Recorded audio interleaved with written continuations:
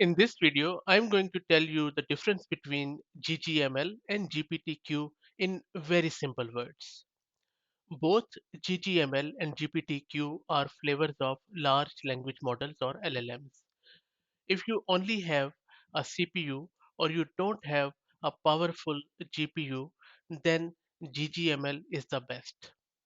Also, GGML is a sort of tensor library, and this library is written in C.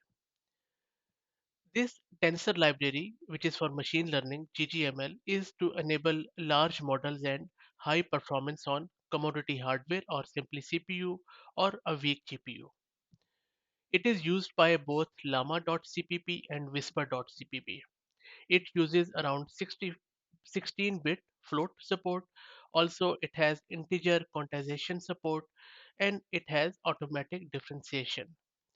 It also has some built-in optimization algorithms such as ADAM, LBFGS, and it is also optimized for Apple Silicon. There are no third-party dependencies required with it. You also get zero memory allocations during runtime, which really improves the performance. It has also got guided language output support. When it comes to GPTQ, it primarily is also a flavor of LLMs, and if you can fit the whole model on the available GPU, then GPTQ is best. So just to reiterate, if you have a CPU or a very weak GPU, then GGML is best. If you have one GPU where the whole model can fit, then go with GPTQ. Now, with GPTQ, it is a one-shot weight quantization method.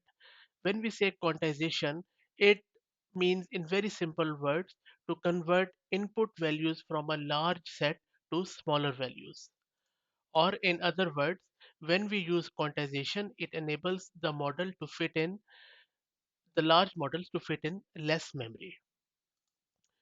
So this GPTQ, as I said, is a one-shot weight quantization method based on approximate second order information, and it also enable efficient compression of GPT models with such as 175 billion parameters while preserving accuracy.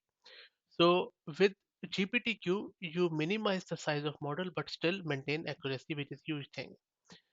And that enables you to run it on a single GPU.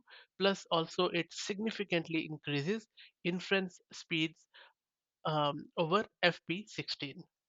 So this is the difference between GGML and GPTQ. I hope that it was useful. If you like the content, please consider subscribing to the channel. Thank you.